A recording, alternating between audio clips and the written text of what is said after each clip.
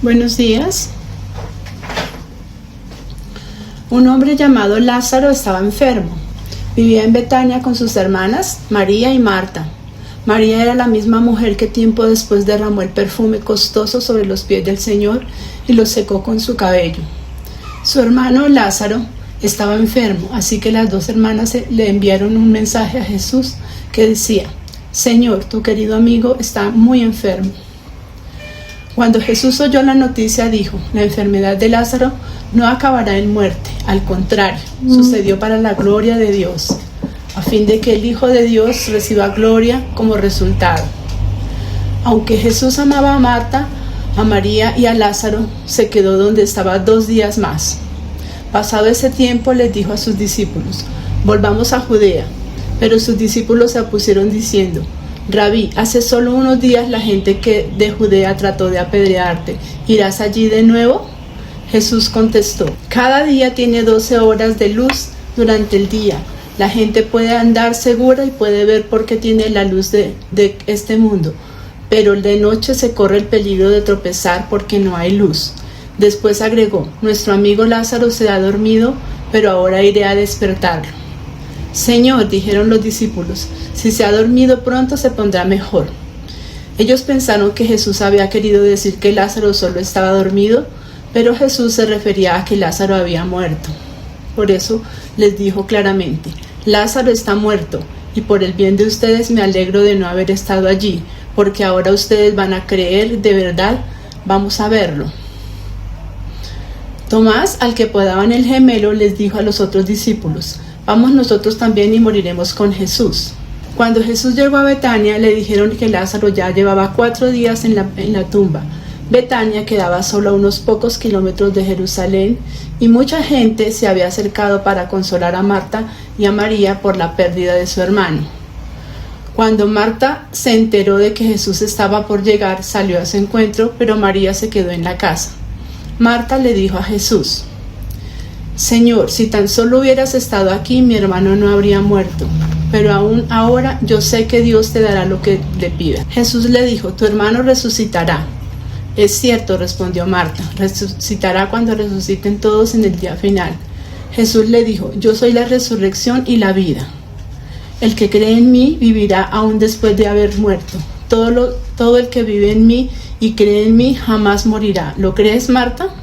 Sí, Señor, le dijo ella, siempre he creído que tú eres el Mesías, el Hijo de Dios, el que ha venido de Dios al mundo. Luego Marta regresó a donde estaba María y los que se lamentaban. La llamó aparte y le dijo: el maestro está aquí y quiere verte. Entonces María salió enseguida a su encuentro. Jesús todavía estaba fuera de la aldea, en el lugar donde se había encontrado con Marta. Cuando la gente que estaba en la casa consolando a María la vio salir con tanta prisa, creyeron que iba a la tumba de Lázaro a llorar, así que la siguieron. Cuando María llegó y vio a Jesús, cayó a sus pies y dijo: Señor, si tan solo hubieras estado aquí, mi hermano no habría muerto. Cuando Jesús la vio llorando y vio la gente lamentándose con ella, se enojó en su interior y se conmovió profundamente. ¿Dónde lo pusieron?, les preguntó. Ellos le dijeron: Señor, ven a verlo. Entonces Jesús lloró. La gente que estaba cerca dijo: miren cuánto lo amaba. Pero otros decían: este hombre sanó a un ciego, ¿acaso no podía impedir que Lázaro muriera? Jesús todavía estaba enojado cuando llegó a la tumba, una cueva con una piedra que tapaba la entrada. Corran la piedra a un lado, les dijo Jesús. Entonces Marta, la hermana del muerto, protestó: Señor, hace 4 días que murió, debe haber un olor espantoso. Jesús respondió: ¿no te dije que si crees verás la gloria de Dios? Así que corrieron la piedra a un lado. Entonces Jesús miró al cielo y dijo: Padre, gracias por haberme oído. Tú siempre me oyes, pero lo dije en voz alta por el bien de toda esta gente que está aquí, para que crean que tú me enviaste. Entonces Jesús gritó: Lázaro, sal de ahí. Y el muerto salió de la tumba con las manos y los pies envueltos con vendas de entierro y la cabeza enrollada en un lienzo. Jesús les dijo: quítenle las vendas y déjenlo ir. Que el Señor bendiga la exposición de su palabra. La irresistible levedad de la vida, he titulado el sermón del día de hoy. Estamos en el quinto domingo de Cuaresma y el Evangelio de hoy, como ustedes han escuchado, nos sitúa en un culmen, en una cima, como punto de llegada insuperable. Entre reclamos, dudas, temores, enojo y lágrimas, surge la palabra que hace que las tinieblas de la muerte reaccionen. Reaccionan frente a la luz de la vida. Ese Lázaro, sal fuera, es la constatación que el yo soy, el Dios del Éxodo, el Mesías, la palabra encarnada, la resurrección y la vida, han sido categóricos con esa muerte. Su imperio ha terminado. La muerte ya no tiene la última palabra. A esa promesa del pasado le ha llegado la hora del cumplimiento. Llegó el día en que la simiente de la mujer aplastará la cabeza del que simplemente le herirá el calcañar. Ha llegado el cumplimiento de Ezequiel, el cumplimiento de esos valles llenos de huesos, cubiertos ahora de piel y cubiertos de tendones.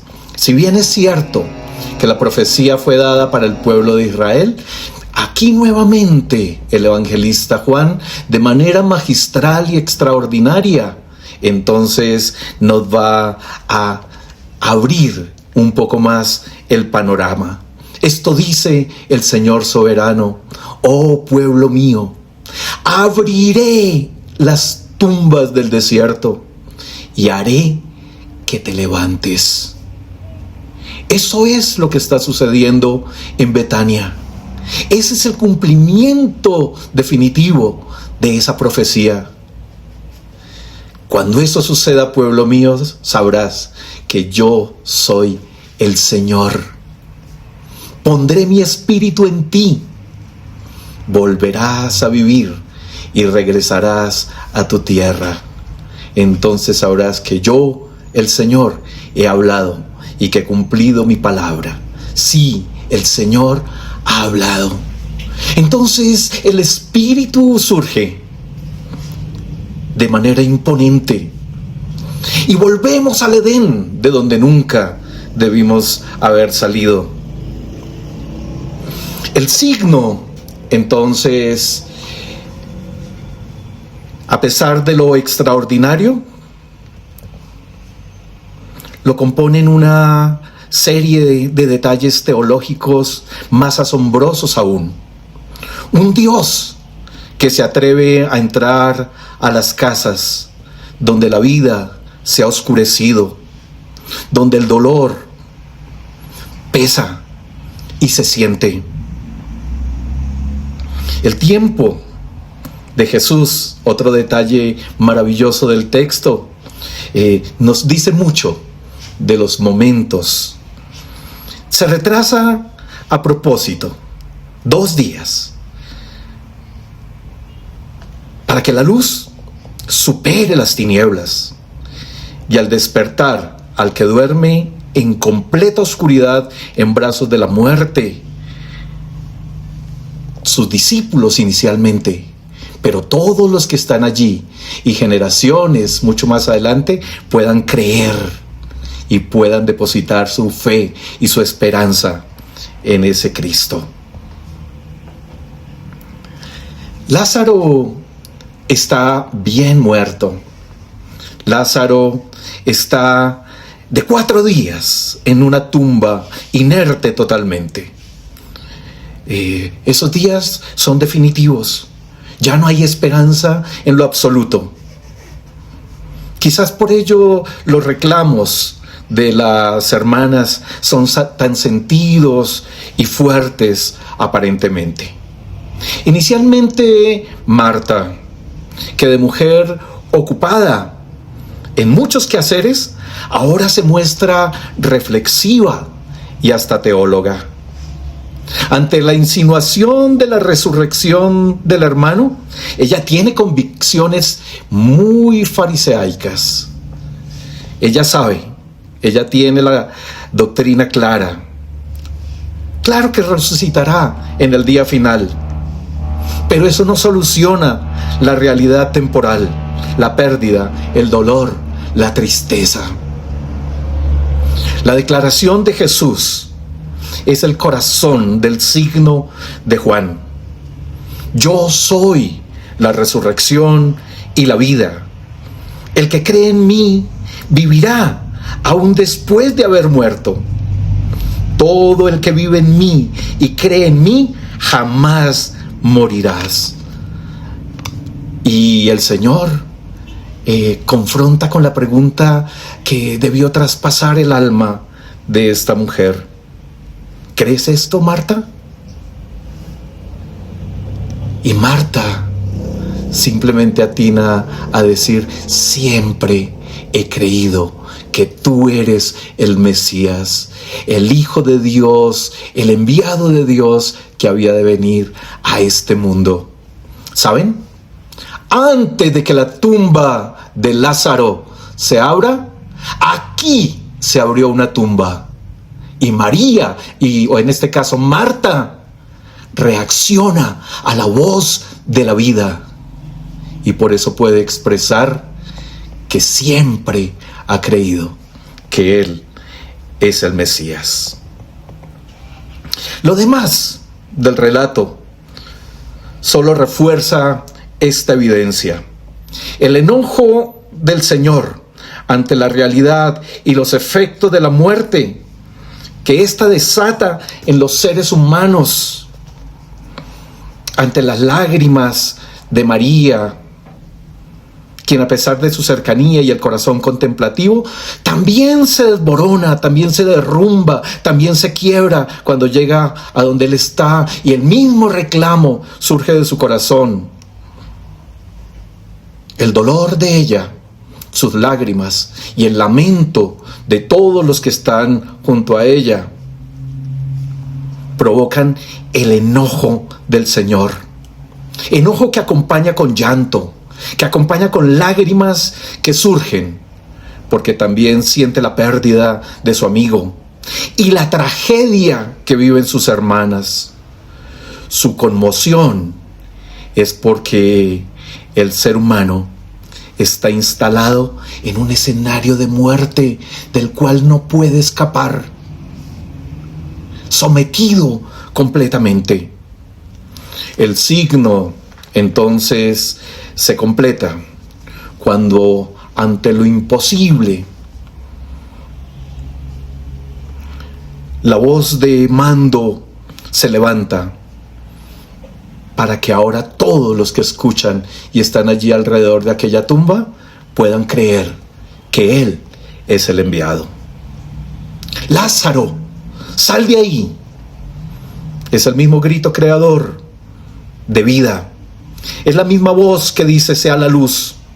Es la misma voz que confronta las tinieblas, el imperio de la muerte derrotado y la historia abierta para vivirla sin vendas ni ataduras, absolutamente libres. Quítenle las vendas y déjenlo ir.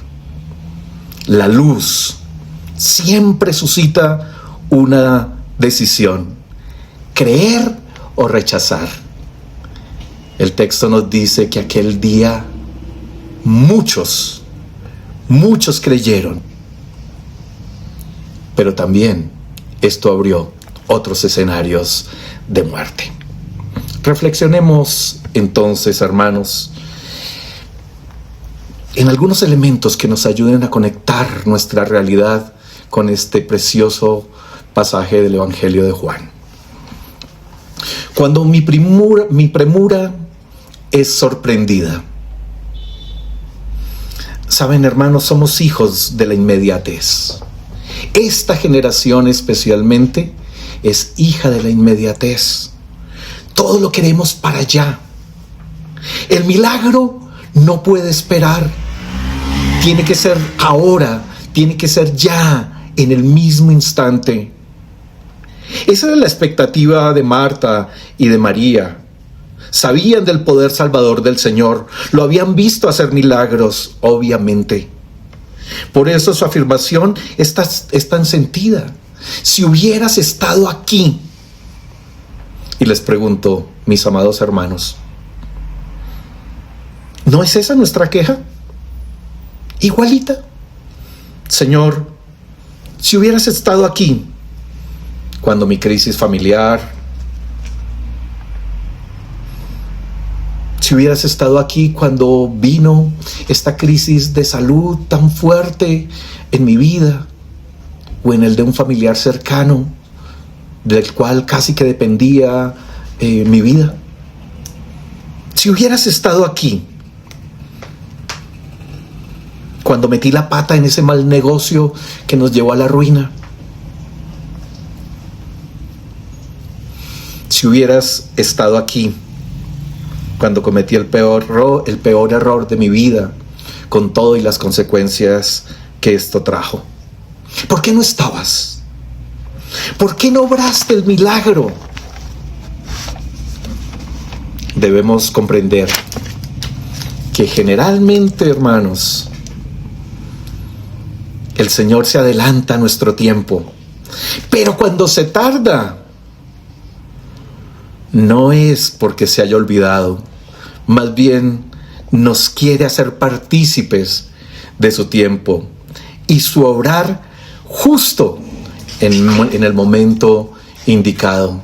No responde a nuestro reloj, evidentemente, pero su ritmo no se hace esperar. Mi afán, mi prisa, mi premura no alteran la agenda de Dios. Más bien nos mete en su tiempo y en su obrar. Por eso es que casi siempre después, cuando podemos hacer una relectura del momento, terminamos diciendo: todo llegó en el tiempo de Dios. Podemos comprender la exactitud de Dios y el tiempo de Dios, el momentum de Dios específico. De esa manera, entonces, nos damos cuenta que nuestra premura era muy humana, pero la sorpresa vino de lo alto.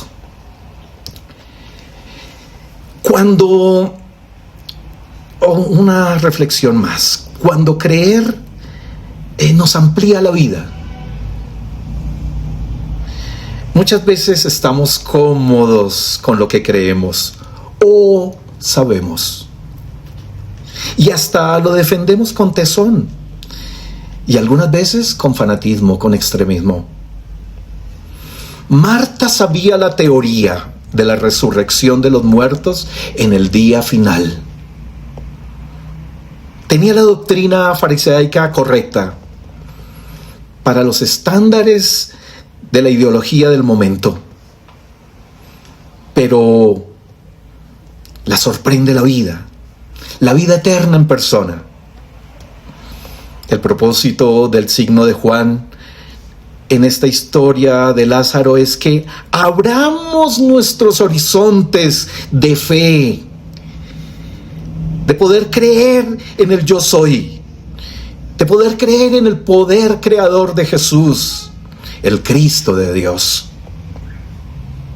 Creer en su propuesta de reino, en sus posibilidades y sus alcances. Una cosa, hermanos, es sobrevivir con lo que creemos que está completo y correcto. Y otra cosa es abrirnos a la riqueza exuberante de la eternidad abierta con la vida ampliada. Cuando usted cree en Cristo y vive en Él, no muere jamás. Entonces la pregunta es, ¿por qué complicarnos la vida? ¿Por qué complicarnos la existencia? Y dejarnos imponer escenarios de muerte. Huya Huya de esas tumbas. Esas no son para nosotros, hermanos. Esos lugares de muerte no nos pertenecen. Esas formas de muerte materializadas en violencia, en odio, en adicciones, en oscuridad, en rencor, son formas de muerte que no le pertenecen al pueblo de Dios. La voz del que gritó: Lázaro, sal fuera, hoy también le grita a la oscuridad de su alma: sal fuera, deja ese sepulcro, deja las vendas que lo condicionan y que lo atan, comience a vivir en absoluta libertad, porque llegó el tiempo de la liberación, llegó el tiempo de resucitar, de ser reanimado y ampliar la vida. Correr la piedra es algo que nosotros o alguien debe hacer. No porque el Señor no quiera o no pueda hacerlo, más bien porque Él espera que participemos en nuestra reanimación, que nos empoderemos y responsabilicemos por la vida y la plenitud en la cual queremos o necesitamos vivir. Muchas veces esa piedra la tiene que correr la comunidad, la tiene que correr la comunidad que nos abriga, la comunidad que nos afirma, la comunidad que nos promueve y la comunidad que está interesada en nuestro crecimiento, en la plenitud de nuestra vida, en la felicidad que nos corresponde.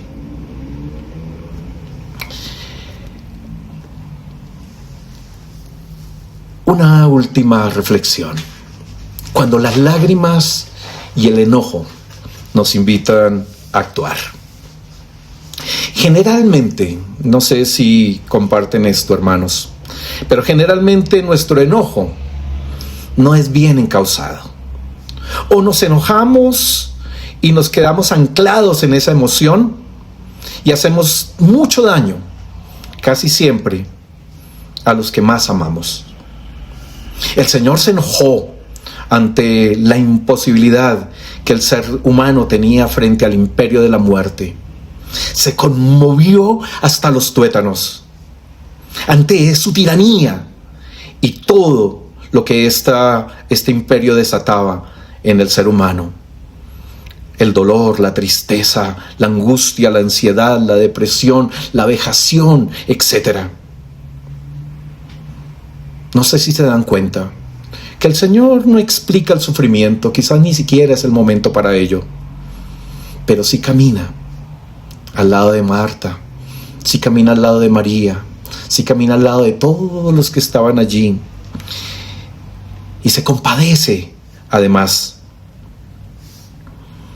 el enojo que conmueve las entrañas y nos sensibiliza hasta las lágrimas,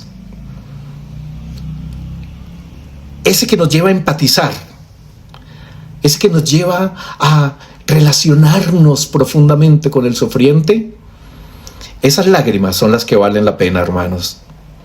Esas son las lágrimas que valen la pena ser derramadas, porque generalmente son lágrimas que se convierten en vida y en alegría después.